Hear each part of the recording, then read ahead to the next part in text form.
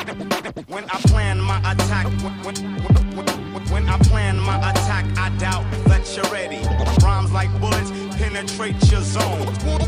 One time on the MIC. When I plan my attack, I doubt that you're ready. Rhymes like bullets penetrate your zone. On the MIC. Yeah. White on the track again, PPL is back again, coming for the Patty's twins, cause she the champion. It's the Pantheon Cup we all battle for. When rivals get to scrapping, it's a savage war. This is what we waited for. Finally, y'all, the time is here. Fantasy is back. My favorite fucking time of year. Light your bloods a tie now. PPL is live now. The show where shit gets real, dog. We're all after the pie now. Geno in the jet, he hosts the show, uploading videos. He does it all from A to Z. You like the league to pay the fee or win it all and play for free. Play to be the best or lazy. It's a league of competition. Still the crown, that's the mission. Dog, it's time to get it cracking, plan your moves and start attacking. PPL is back in action, teams get mad, you know what happens. Hate each other, play with passion, build a team with trades and drafting. I think I done said my part, it's time for PPL to start. When I plan my attack, when I plan my attack, I doubt that you're ready. Rhymes like bullets penetrate your zone. PPL Live Week 10 edition. We are here. Ulysses as Hate is back. What's up, Ulysses? Living that life. All right, and we're ready for another week of PPL Live. 1 week back into conference warfare. The road to PPL, or the Pantheon Cup, Pantheon Cup 13 is really starting to come into view. With that being said, let's take a look back at our Week 9 score, starting with the Argonauts, closer and closer to the number 1 seed, defeating only for the boss, 111 to 88. Patty's Twins keeps pace at the top of Omega, wins the interconference matchup against the BGT, 112 to 85. Appease the Gods wins the prestige matchup of the weekend in Omega Conference Showdown, putting their record out 5-1 in Omega, 108 to 77. Squad Underestimated gets a huge win, leaves no doubt on the Mean Machine, 120 to 108. And the United Players, the Destroyers, no Tom Terrific, no problem, beat the Skulls, who struggled horribly, 80 to 72. Alrighty, ladies and gentlemen, let's get you to our Fantasy Trends final standing projections, brought to you by Snickers. Starting with number 10, the Mean Machine. At number 9, the Baby Gas Team. At number 8, we have Only for the Boss, fallen my Pantheon Cup pick. Number 7, Squad Underestimated. At number 6, we have the Gaff Attack, smarting from that loss to ATG.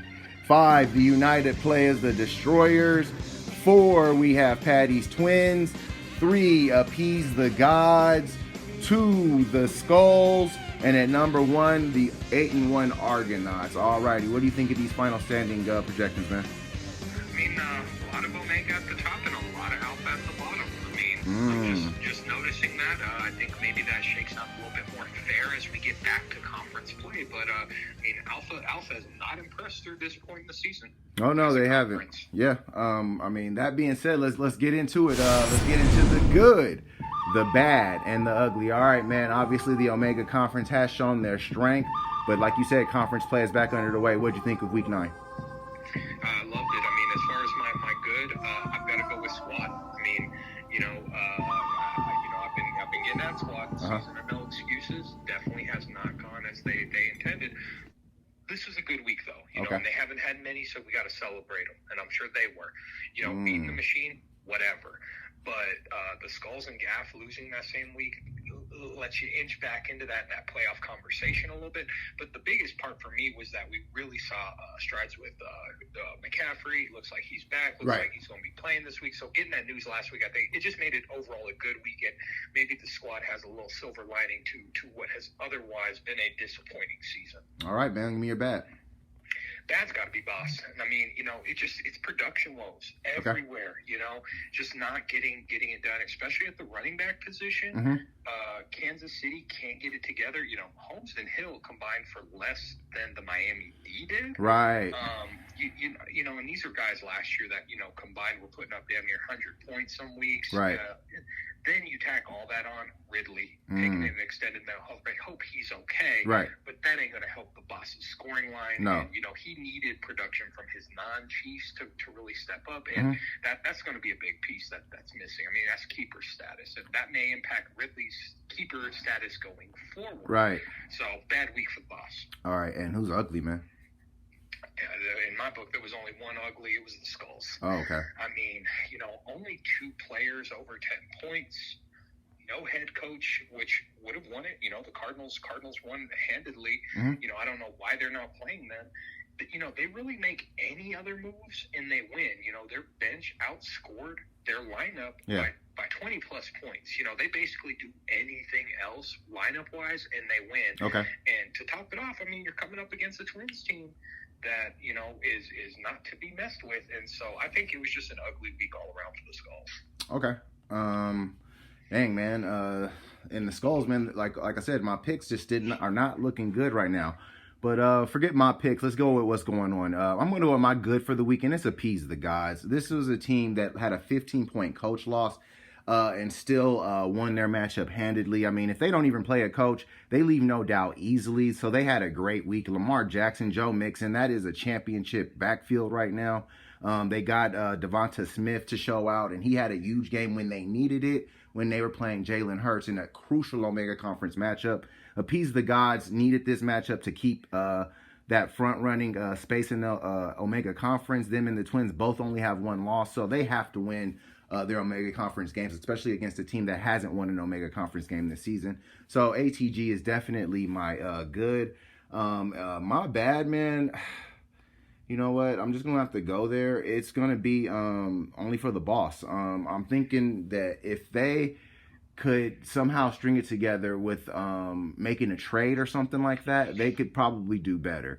This Kelsey, Hill, and Patrick Mahomes combination may need to be split up. There's a lot of value in those 3 pieces. They have Deebo Samuel emerging, so there's pieces there for them to move guys around and keep it competitive with keepers in the future going forward. That's why it's only bad for them, and they still the door is still slightly open for them to make the playoffs, man. And my ugly is the Skulls. I guess we're in agreement here completely. 72 points. They couldn't squeeze anything out of that orange. It's been a tough year. I'm gonna actually have to go with a co-ugly here because I did leave this team out, and that's the Gaff. They disappointed me with that performance. 77 points when you have a chance to get your first Omega Conference victory. They had won 4 straight up until that point and really wet the bed against the Peas the Gods. Very disappointing. Buffalo coach didn't show up. Nobody showed up, and the Gaff's not going to show up in the PPL playoffs. That being said, the Skulls are also into a tough situation. So the Omega Conference is some ugly there, but there's also some good there. It's everywhere with Omega. That's why that's the Conference of Champions, and a very interesting conference year in and year out. That being said, it's enough of week 9. Let's jump into week 10.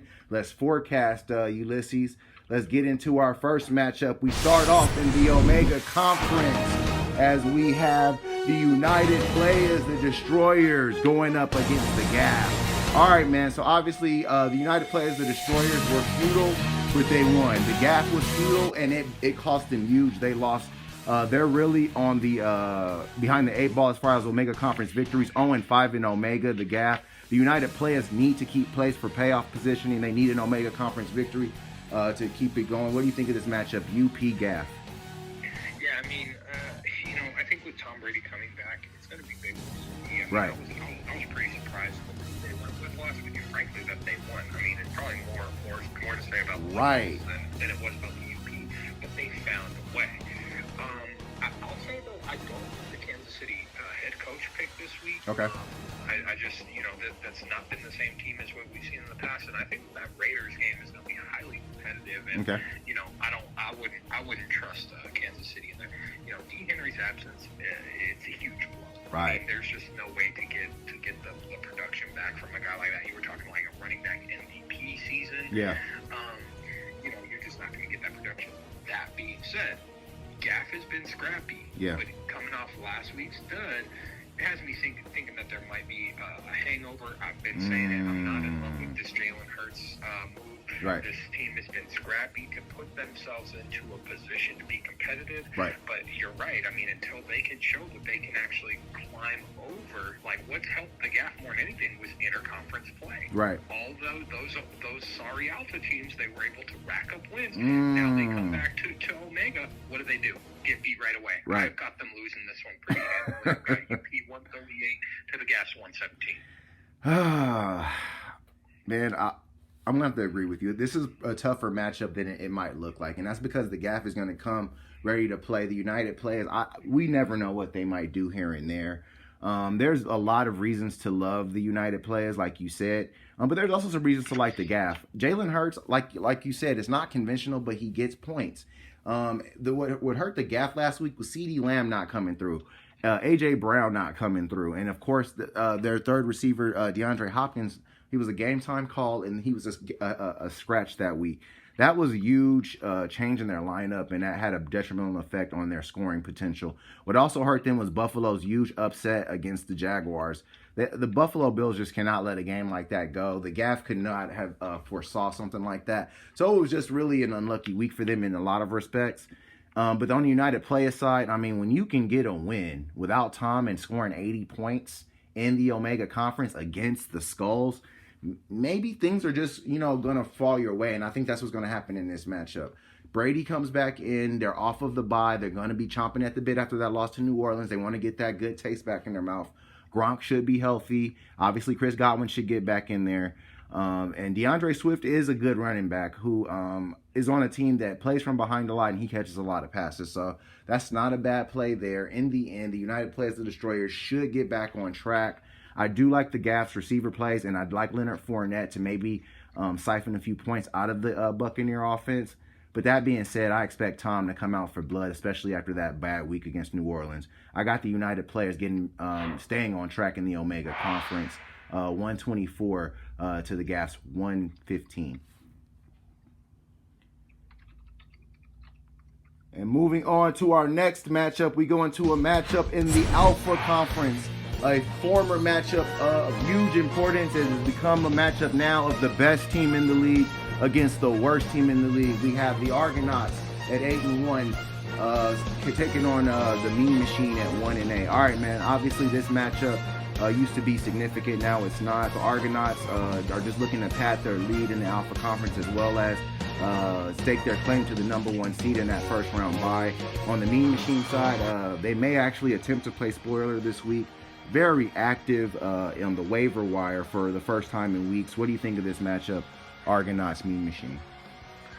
Argo win next. No, seriously, I see no path to victory here. I mean, they could get as wild as they want to get on the board. I mean, I don't even know if that's them making these moves. But, I think I could go into all the reasons why the Argonauts are going to win this matchup. Okay. I mean, this is as much of a lock as we'll see this season.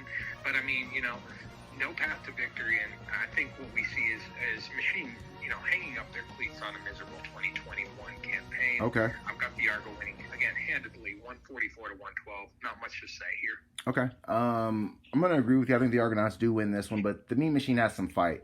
Even when you look at the matchup they had against Squad Underestimated last week, they're in that matchup if they don't make a horrible coach play with the Raiders coach. I get that fan shit, but I just didn't think that was a good play. I don't know if they're going to do it again. I think that they may switch that out. I don't know if they want to go up against Kansas City on Sunday night, but hey, they've done other things before. I like James Robinson getting back into the lineup, and Brandon Ayuk and Freiermuth were two of the better plays of the entire week last week. They really kept the Machine in that matchup and had them upset-minded, although I feel like, they could have done more to win that game.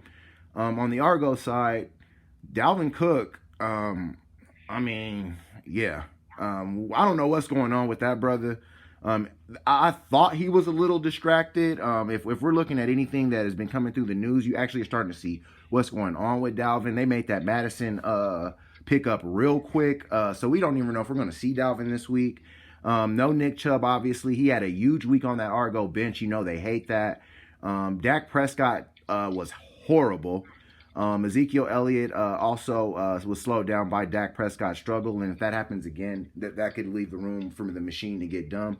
But I don't see that path to victory, as you said. I got the Argonauts also winning this matchup, 137 to the Mean Machine's 117. And moving on to our next matchup, we go into our inter-conference matchup of the week. We have the toast of the town of the Omega Conference.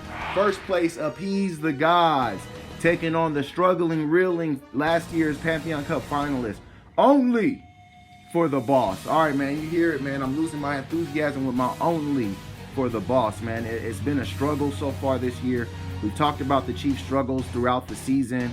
And it's really starting to affect Only for the Boss, and he was obviously on the bad and the ugly for us. On ATG side, he looked good. He got that win with relatively bad coaching, but everybody else came back in. Now they get all of their horses back together after the bye. What do you think this one? ATG, Only for the Boss. Yeah, I mean, there's two kind of X factors as I look at this matchup. I mean, it's really the running back position. And I just don't like who the Boss has in right now. Okay. I'm not sure if he's going to play. I think Scott plays second fiddle to Howard, who ATG was able to get off the waiver wire this week, surprisingly. Yeah. So that's one X factor. Then you factor in that, Montgomery's looking to get healthy. Saquon's getting some reps. Right. I mean, this guy might be getting his star running backs back at the right time as we get to playoff push time. Second X factor for me is really where the stars are playing at here. You've got ATG having several Ravens playing a Miami team, and you've got the Chiefs playing the Raiders. I just think that ATG has the edge in those matchups. Okay. And again, I see that the Raiders are going to be very familiar with the Chiefs, and the Chiefs just, again, have not been able to get it right on offense. No, definitely. Their defense is going to have a tough day against the Raiders.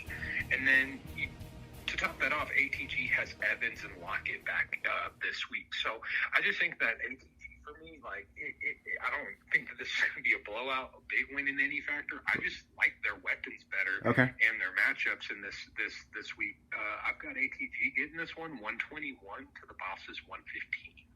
All right, man. I'm going to go down with the shit, man. I'm going to go the other way. Obviously, I picked Only for the Boss to do big things this season. And if they're going to have any chance of doing those big things, they got to go on a run. And maybe it can start Sunday night. The Raiders defense is nothing to be fearful of. Maybe this is a game that the Raiders, push the Chiefs into a hole and they fire back out. Because that's going to probably be the best chance that Only for the Boss has, because they just have looked discombobulated out there. Guys just look like they don't know what they want to do. When they want to pass, they run. When they want to run, they pass. It's confusing for the team, and it's really slowed down that production. Like I said, the Boss wouldn't hurt them to split one of these three guys for maybe a RB2 and another wide receiver. I mean, that would probably be something smart for the Boss to do. On ATG side, I like their matchups. I think Lamar is going to get off to a great start against that Miami defense tomorrow. It is on the road, but Lamar loves to show down or to show out in Florida. He is a Florida boy, so I expect him to have a great day. Myles Gaskin is that Ravens defense is not what it used to be. It's not your parents' Ravens D. I like Myles Gaskin tomorrow night on a short week also. And Mark Andrews. That game, the ATG is going to find out real quick what they're going to bring to the table. If they do slip here, I think Only for the Boss has a real good chance of still in this matchup. Stephon Diggs has a great matchup, and I like Deebo Samuel to close things out Monday night.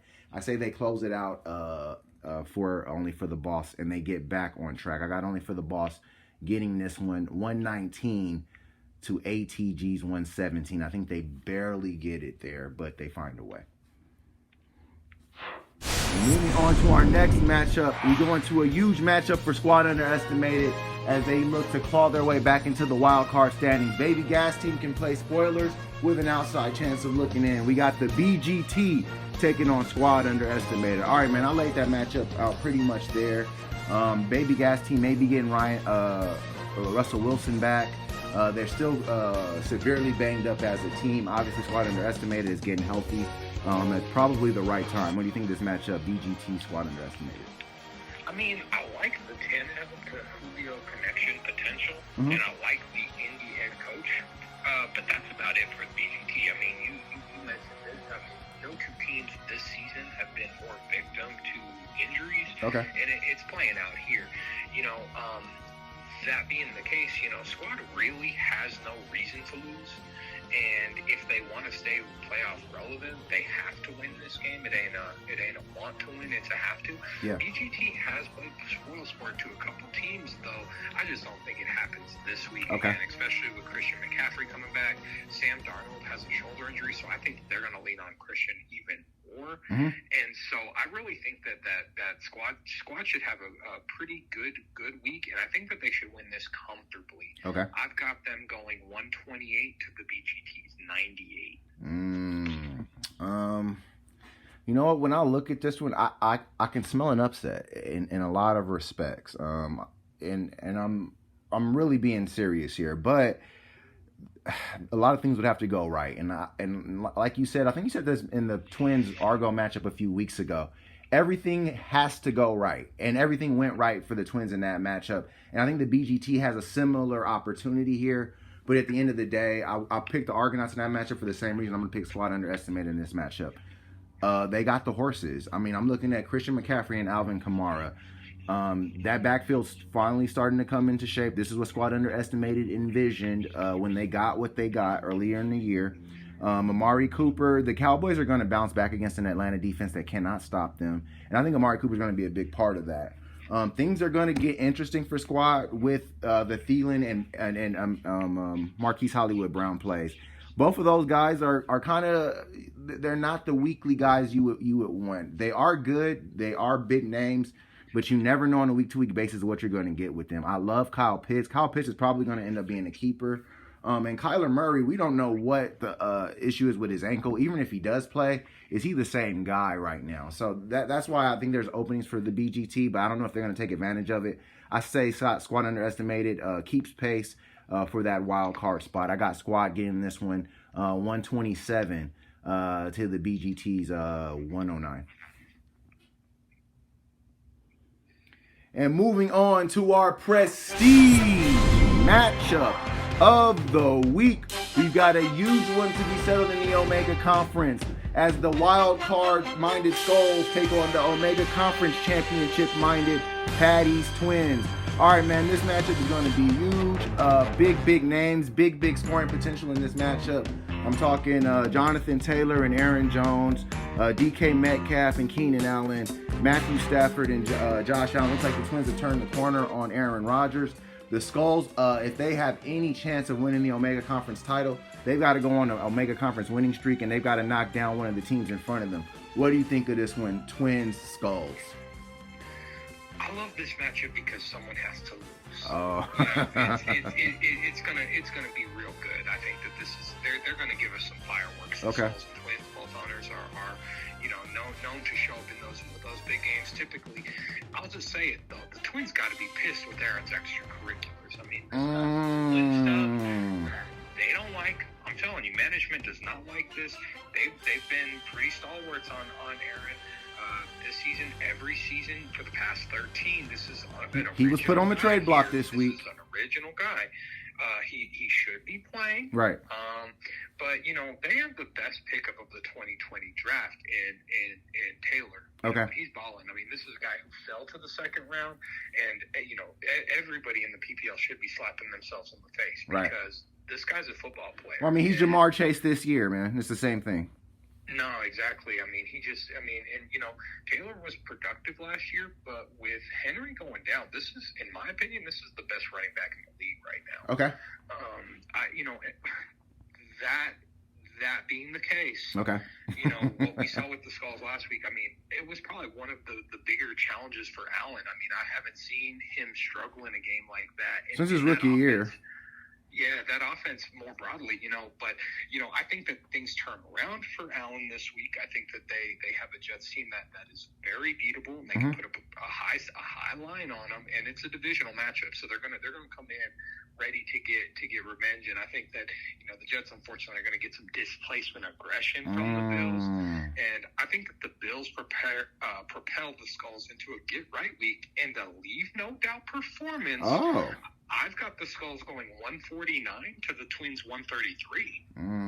Man, I like that pick, but I'm going to go the other way, man, because this kind of matchup screams that. I mean, this one isn't one we're supposed to both pick. These two teams are pretty evenly matched. The Twins are right now at the top of Omega. The Twins picked up 2 crucial wins the last couple of weeks, and I think that they're in line to get another one. I'm looking at Matthew Stafford coming into the lineup for Patty's Twins. You want to talk about some displaced aggression. The Rams got embarrassed on Sunday night by the Tennessee Titans. I like them to bounce back against the San Francisco defense that hasn't been able to stop anybody. I mean, I'm watching backup quarterbacks like Colt McCoy go off on that Niners defense. So I don't see why Matthew Stafford should have any issue there. When I look at other things, I like that Austin Eckler and Keenan Allen plays against Minnesota. Minnesota gives up points and leads with the best of them. I mean, every week they're in a shootout, and I don't expect that to change next week in Los Angeles. And that Michael Pittman Jr., you talked about Jonathan Taylor. Michael Pittman Jr. was one of the better pickups of this season for the Twins. A young guy, a son of Troy, coming up, starting to show that he's really the #1 receiver in that offense, and the Twins are starting to reap the rewards there. I like the Stafford to Woods connection. On the other end, I do like the Darrell Henderson Jr. I go on and on about that guy. I know he didn't have a great game this week, but he's a great check on Monday night for what the Twins' action is trying to pull off in that Monday night game. Josh Allen, like you said, does get a great matchup against those Jets. And Cordell Patterson's a great play against the Dallas Cowboys. DK Metcalf may get Russell Wilson back, but I think that's a bigger deal for Tyler Lockett than anyone in that offense. Darren Waller should be in a high-scoring game, but I think the Twins just have enough magic. I like Dallas to bounce back. Carolina could exploit the fact that Colt McCoy is in at quarterback, unlike San Francisco. I know that that's a big stretch, but I could see that actually being a detriment there. I got Patty's Twins getting this one in a high-scoring affair, 149 to the Skulls, 141. Alrighty, PPLers, thanks for another great week of PPL Live. The action obviously starts tomorrow on Thursday night with Lamar Jackson and Appease the Gods trying to jump out front and keep that lead in the Omega Conference. Continues on to Sunday night with probably only for the boss's last stand with those Chiefs against those Raiders. And then we close out on Monday night with the Twins and Matthew Stafford trying to close out the Skulls. You guys have a great weekend.